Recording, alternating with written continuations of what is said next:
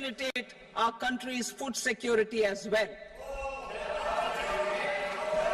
Under the Act, Andhra Pradesh Reorganization Act, for promoting industrial development, funds will be provided for essential infrastructure such as water, power, railways and roads in Kopparthi node on the Visakhapatnam-Chennai Industrial Corridor and Varavakal node on the Hyderabad-Bengaluru Industrial Corridor. An additional allocation will be provided this year towards capital investment for economic growth. Grants for backward regions of Rayalaseema, Prakasam, North Coastal Andhra, as stated in the Act, will be provided. PM Awas Yojana. 3 crore additional houses under the PM Awas Yojana in rural and urban areas in the country have been announced, for which the necessary allocations are being made. Women-led development. For promoting women-led development, the budget carries an allocation of more than 3 lakh crore for schemes benefiting women and girls. This signals our government's commitment for enhancing women's role in economic development. Pradhan Mantri Janjatiya Unnat Gram Abhiyan.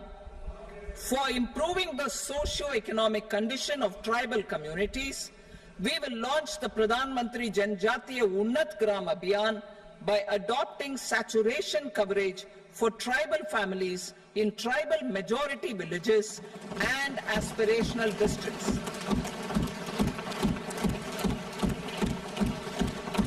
This will cover 63,000 villages, benefiting 5 crore tribal people. Bank branches in northeastern region. More than 100 branches of India Post Payment Bank will be set up in the northeast region to expand the banking services. This year, I have made a provision of 2.66 lakh crore rupees for rural development, including rural infrastructure. Priority 4, manufacturing and services, support for promotion of MSMEs. This budget provides special attention to MSMEs and manufacturing, particularly labor-intensive manufacturing. We have formulated a package covering financing, regulatory changes, and technology support for MSMEs to help them grow and also compete globally, as mentioned in the interim budget. I am happy to announce the following specific measures. Credit guarantee scheme for MSMEs in the manufacturing sector.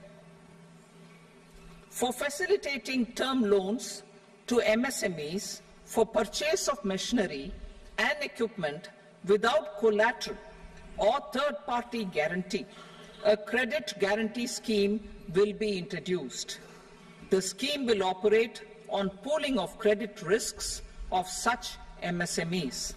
A separately constituted self-financing guarantee fund will provide to each applicant guarantee cover up to 100 crore rupees, while the loan amount may be larger. The borrower will have to provide an upfront guarantee fee and an annual guarantee fee on the reducing loan balance. New assessment model for MSME credit.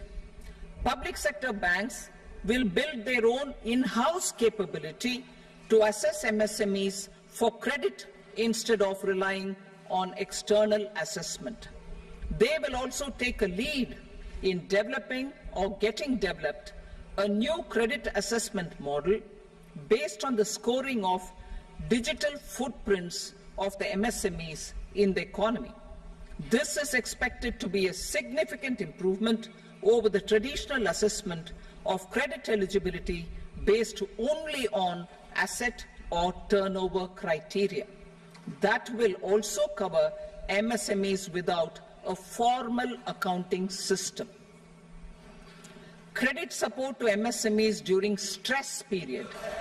I'm happy to announce a new mechanism for facilitating continuation of bank credit to MSMEs during their stress period while being in special mention account, SMA stage, for reasons beyond their control. MSMEs need credit to continue their business and to avoid getting into the NPA stage. Credit availability will be supported through a guarantee from a government-promoted fund. Mudra loans. The limit of Mudra loans will be enhanced to 20 lakh from the current 10 lakh for those entrepreneurs who have availed and successfully repaid previous loans under the Tarun category. Enhanced scope for mandatory onboarding in TReDS. For facilitating MSMEs to unlock their working capital by converting their trade receivables into cash, I propose to reduce the turnover threshold of buyers for mandatory onboarding on the TReDS platform from rupees 500 crore to 250 crore rupees. This measure will bring 22 more CPSCs and 7,000 more companies onto the platform. Medium enterprises will also be included in the scope of the suppliers. SIDBI branches in MSME clusters. SIDBI will open new branches to expand its reach to serve all major MSME clusters within 3 years and provide direct credit to them. With the opening of 24 such branches this year, the service coverage will expand to 168 out of 242 major clusters. MSME units for food irradiation, quality and safety testing. Financial support for setting up of 50 multi-product food irradiation units in the MSME sector will be provided. Setting up of 100 food quality and safety testing labs with NABL accreditation will be facilitated. E-commerce export hubs. To enable MSMEs and traditional artisans to sell their products in international markets, e-commerce export hubs will be set up in public-private partnership mode. These hubs, under a seamless regulatory and logistic framework, will facilitate trade and export-related services under one roof. Measures for promotion of manufacturing and services. Internship in top companies.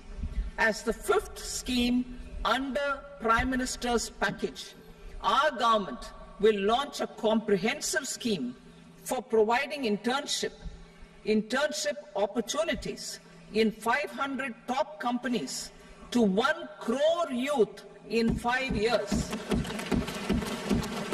They